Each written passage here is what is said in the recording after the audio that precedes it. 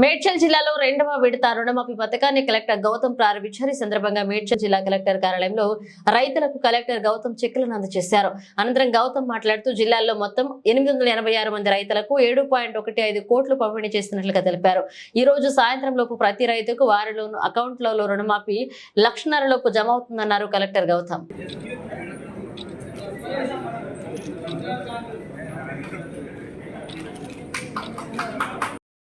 జిల్లా కలెక్టర్ గారికి, additional collector గారికి,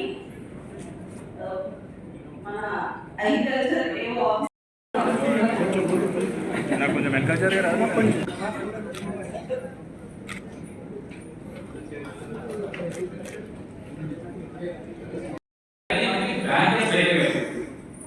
మొదటి విడతలో కూడా బ్యాంకర్స్ చేయగలిగింది.